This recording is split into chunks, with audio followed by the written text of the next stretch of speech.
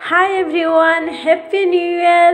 Welcome to Bapi Babli channel. তো আশা করছি সবাই ভালো আছেন আর আমিও ভালো আছি। তো বছর সারা আপনারা সবাই ভালো থাকুন, সুস্থ থাকুন আর সঙ্গেও থাকুন। ভালো লাগবে বছরের সারা আপনারা পাশে থাকলেই খুবই ভালো লাগবে। আপনাদের সাথে অনেকটাই সময় কাটে আমার, গল্প করে কথা বলে খুবই ভালো লাগে। তো এই যে দেখছেন আমার এই রান্নাঘরের অবস্থা নেই বলতে কি, এই যে ডিব্বাগুলো দেখছেন এখানে কিছু গোছানো হয়নি, সব কিছু আমার রান্নাঘরে কিন্তু এলোমেলো হয়ে আছে। এগুলো গোছাবো, একটু রুমগুলো সব সেট করে নিই, তারপরে এই রান্নাঘরের মধ্যেই সব কিছু গোছাবো। কিচেনেই এসে সব কিছু তারপরে হবে আস্তে আস্তে। তারপরে বাপি একটু মাটন নিয়ে চলে এসেছে আজকে, বললো আজকে মাটন হবে। তো আমি বললাম ঠিক আছে নিয়ে আসো। তো অলরেডি আমি সব কিছু কেটে রেডি করে রেখেছিলাম, উনি খালি নিয়ে এসছেন মাটনটা। আমি একটু ম্যারিনেট করে রেখে দেবো, হলুদ লবণ সর্ষের তেল একটু দিয়ে দেবো, একটু কিছু মিট মশলা এইসব সব কিছু দিয়ে, একটু জিরের গুঁড়ো ধনের গুঁড়ো এগুলো দিয়ে একটু আমি ম্যারিনেট করে রাখি। কারণ ম্যারিনেট করে যদি 1 ঘন্টা রাখা যায় তো খুবই ভালো হয়, কিন্তু আমার কাছে অতটা টাইম নেই। সেই জন্য করে আমি 15 মিনিট মতো কি আধা ঘন্টা মতো এটাকে ম্যারিনেট করে ঢাকনা দিয়ে এটাকে আমি রেখে দিলাম। রেখে আবার এই 15 মিনিট পরে আমি আবার চলে আসলাম এখানে সবজি না, মাটনটা বসিয়ে দিয়ে তারপরে এখান থেকে আমি জোজিকে আবার স্নান করাতে হবে। ও খুবই বদমাইশি করছে, আজকে একটু আমাদের বেরোনোর আছে, সেই জন্য করে আমি তাড়াতাড়ি রান্নাটা সেরে নিচ্ছি। এখানে তাড়াতাড়ি রান্নাটা সেরে নিয়ে মাটনটা তাড়াতাড়ি করে দিই, একটু মাটনে টাইম লাগে। আর প্রেসার কুকারে দিলে তো বেশি টাইম লাগে না, আমি প্রেসার কুকারেই বেশি রান্না করি। আর দই অবশ্য দেখেছেন আপনারা, আমি ওখানে দই দিইনি, আমি দইটা দিই না, দইটা আমি খুবই কম দিই মাটনে। তো হালকা খালি মশলা দিয়ে আমি মাটনটা করি। তো এখানে মাটনটা আমার অলরেডি হয়ে গেছে, তাড়াতাড়ি আমি রান্নাটা খুবই তাড়াতাড়ি সেরে নিয়েছি। তার মধ্যে জোজোকে ওর পাপাকে বললাম জোজোকে একটু স্নান করিয়ে দাও, উনি স্নান করিয়ে দিয়েছেন। বাবাদের ছেলেকে এখন খেতে দিয়ে দেবো। তো আজকে আর কিছুই করিনি, খালি মাটন করে দিয়েছি, একটু শশা কেটে দিয়েছি, তাই দিয়ে ওরা বাবা ছেলে দুজন খেয়ে নেবে। আমিও ওনাদের সাথে বসে যাব, একটু বেরোনোর আছে তো সেই জন্য করে তাড়াতাড়ি রান্নাটা সেরে দিলাম আমি। তো ওনাদেরকে দিয়ে দিলাম খেতে, আমিও এবার বসে খেয়ে নেব। চলুন। তো এখান থেকে খাওয়া দাওয়া হয়ে গেল। খাওয়া দাওয়া হওয়ার পরে ওখান থেকে এসে আমরা আর ঘুমাইনি দুপুরে, ওখান থেকে রেডি হয়ে বাইরে চলে এসেছি। বাইরে চলে এসে এই যে দেখছেন আমাদের গেটের সামনে একটা কুল গাছ আছে। তো আমি দেখি ওপর থেকে দেখি যে কুল গাছটা যাবো খাবো, কিন্তু আর টাইম হয় না। তো আজকে বেরিয়েছি, তো বাপিকে বললাম চলো তো একটু দুটো কুল নিয়ে আসি। তো এই দেখুন নিয়ে আসতে গিয়ে কিন্তু আমার হাতে আবার কাঁটা ফুটে গেছে, বাপি খুব বকা দিচ্ছে।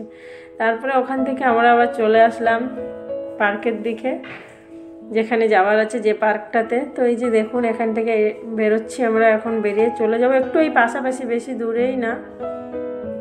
তো এই যে পাশাপাশি আমরা চলে এসেছি এখান থেকে। রাস্তাটা না এদিকে দেখুন অনেকটাই ফাঁকা।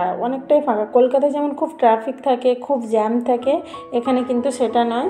এটা শহরটা অনেক বড় কিন্তু ট্রাফিক একদমই কম, খুবই ট্রাফিক কম, লোকজনই কম এখানে, খুবই জনসংখ্যা এখানে খুবই কম।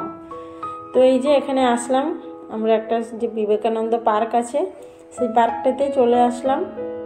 আমাদের ঘরের থেকে এখানে বেশি টাইম লাগে না, রুমের থেকে খুবই কম টাইম লাগে, তবু গাড়ি আছে সেই জন্য চলে আসলাম গাড়িতে। আর অটো গাড়ি করে আসলাম না। কলকাতায় যেমন, হ্যাঁ আরেকটা কথা, কলকাতায় যেমন অটো মিলে যায়, যেখানে যাবেন একটু 10 টাকা 20 টাকা দিলে টোটো যাই হয় মিলে যায়, এখানে কিন্তু সেটা না, এখানে আপনাকে অটোটা পুরো বুক করতে হবে।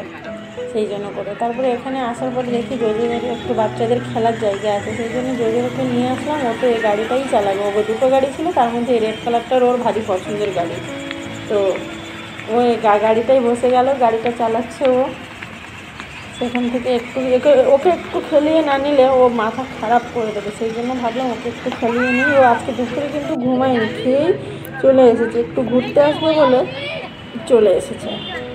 তো ও ঘুমাইও নি, সন্ধ্যায় গিয়েই ঘুমিয়ে পড়বো সেটা আমার জানা আছে, আর পড়াশুনো কিছুই হবে না।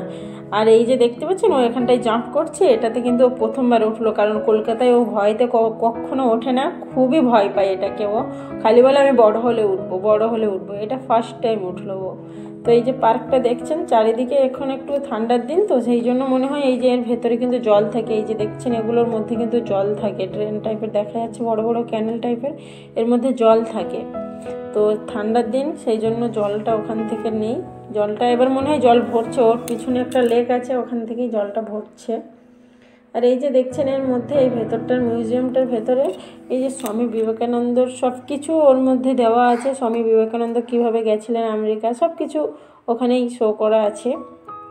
তো এই যে দেখুন এই যে এখানে দেখছি এখন লোক বেশি আসেনি, কিন্তু লোক আস্তে আস্তে এখানে সন্ধ্যা হয়েছে তো লোক বেশি হয়ে গেছে। তো সেখান থেকে আমরা চলে আসলাম। চলে আসার পরে এক জায়গায় দেখি লেখা আছে কলকাতা রোল। তো দেখে খুব ভালো লাগলো, কলকাতা রোল, কলকাতা চা। তো জোজোকে একটু ঠান্ডা লেগেছে বলে ওর পাপা বলছে জোজোকে একটু চা দিই। তো জোজো এখানে চা খেতে খুবই ভালোবাসে, বদমাইশ, আমি ওকে বারণ করি তবুও চা খাই। তো এবার যাব বাড়িতে। তো এখানে আসার পরে আমি ফার্স্ট টাইম বেরোলাম আজকে। তো কলকাতায় যেমন খুবই জ্যাম হয় অতটা জ্যাম না, রাস্তাগুলো পুরো ফাঁকা ফাঁকা দেখাচ্ছিল। আর সন্ধ্যায় হলে একটু তারপরে একটু লোক টোক যাওয়া আসা হলো, খুব বেশি একটু লোক হলো। কিন্তু কলকাতার থেকে এখানে ঠান্ডাটা খুব বেশি, মানে আমাদের ওদিকের থেকে ঠান্ডাটা অনেকটাই বেশি এদিকে। আর সারাদিন প্রায় পুরো ঠান্ডা ঠান্ডা ঠান্ডা ঠান্ডা ওয়েদারই থাকে।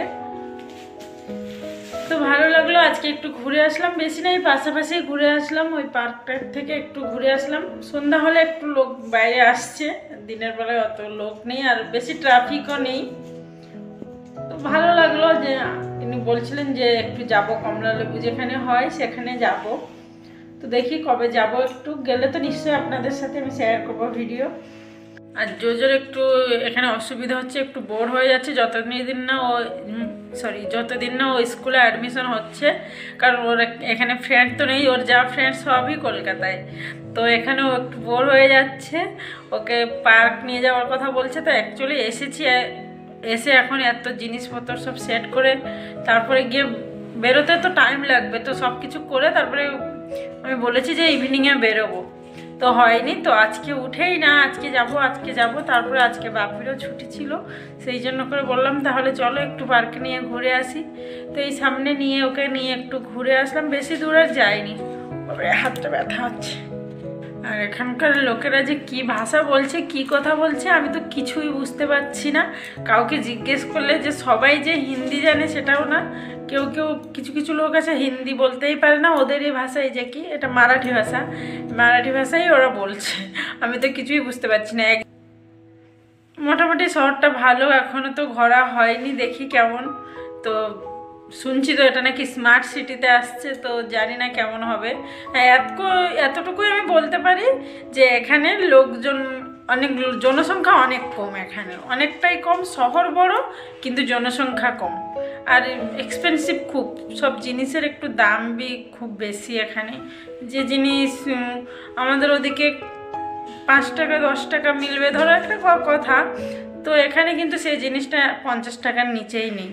প্রচুর দাম এখানে, যে কোনো জিনিসের প্রচুর দাম। ফার্নিচার কিনতে গেলেও এখানে অনেকটাই বেশি দাম। এখানে যে কোনো একটা প্লাস্টিক বালতি কিনতে গেলে 300-400 টাকা, সামান্য প্লাস্টিক বালতি, কিন্তু আমাদের ওদিকে 100-200 টাকার মধ্যেই মিলে যায়। তো এখানে একটু এক্সপেন্সিভ খুব বেশি এখানে, সেই জন্য একটু, তো কি করব, থাকতেই তো হবে এখানে, যেহেতু ওনাকে এখানে ওনাকে এখানে থাকতে হবে, তো আমাদেরও থাকতে হবে। তো যাই হোক সারাদিনটা এভাবে গেল। এবার ভাবছি জোজোকে নিয়ে একটু পড়তে বসাবো, একদমই ওর পড়াশুনো হচ্ছে না। মোবাইলটা হাতে ধরে রাখা যাচ্ছে না, তো একদমই ওর পড়াশুনো হচ্ছে না। এখানে আসার পরের থেকে প্রচুর বদমাইশি, সারাদিন ও এখানে খেলা করছে, সারাদিন ওর খেলা আর কিছুই না। ওকে আমি বলছি জোজো পড়তে বসো। ওর স্কুলটা অ্যাডমিশন না করা অবধি ওর এমন বদমাইশি চলবে, যে এখানে স্কুল অ্যাডমিশন হওয়ার পরে তারপরে গিয়ে একটু যদি পড়াশুনো করে, নইলে সারাদিন খেলা করবে, সারাদিন ওর খেলা। তবু ওর হচ্ছে না। প্রথম এসে 2 দিনখানি ও একটু মাদা থাকতো, একটু শুধু কাঁদতো। আর ফ্রেন্ডদের কথা একটু এখনও বলছে, ওর ফ্রেন্ডদের কথা নাকি ফ্রেন্ডদেরকেও খুব মিস করছে। অবশ্য আমিও আমার বন্ধুদেরকে খুব মিস করছি। কি করবো, একা নতুন শহর, নতুন জায়গা, আর তারপরে অচেনা লোক সব, তো কেমন তো লাগবে, মনটাও অত ভালো লাগে না সময়। তো কিছুই না, আর কি বলবো, খালি এতটুকুই ভাবি থাকতেই তো হবে, বাবলি থেকে যা, আর কিছুদিন এখানে থেকে যা। ওখানে যখন ছিলাম বন্ধুদের সাথে যে সময়টা কেটে যেত আর বোঝাই যেত না যে কখন কেমনভাবে, মানে দিনটা কেটেই যেত। এখন একটু মনটা মাদা মাদা লাগে, একা একা লাগে, ভালো লাগে না এমন। কিন্তু ওখানে স্কুলে জোজোকে নিয়ে গেলাম, বন্ধুদের সাথে টাইম পাস হলো, মজা হলো, খুবই আড্ডা হলো। সেখান থেকে জোজোকে নিয়ে স্কুল থেকে আসলাম, ওকে আবার ইভিনিংয়ে উঠিয়ে পার্কে নিয়ে গেলাম, একটু খেলাধুলো করলো, ওখান থেকে আবার রাত্রে নিয়ে ঘরে পড়াতে বসলাম। তো এমন চলতে একটু ভালো লাগতো। অবশ্য বাপি চলে আসার পরে একটু মনটা খারাপ ছিল, কিন্তু তারপরেও বন্ধুরা ছিল বলে আর অত আর বোঝাই যেত না যে বাপি নেই বলে। তো ঠিক আছে বন্ধুরা, আজকের ভিডিওটি আমি এইখানেই এন্ড করছি। আপনাদের অনেক অনেক ধন্যবাদ ভিডিওটি দেখার জন্য, সঙ্গে থাকার জন্য। তো আশা করছি আপনাদের ভিডিওটি ভালো লেগে থাকবে। যদি ভিডিওটি ভালো লেগে থাকে তাহলে চ্যানেলটিকে লাইক করে দেবেন, শেয়ার করে দেবেন আর সাবস্ক্রাইব করে দেবেন। তো আপনাদের সাথে দেখা হচ্ছে আর একটা নতুন ভিডিওতে। তো সবাই ভালো থাকবেন, সুস্থ থাকবেন, টাটা।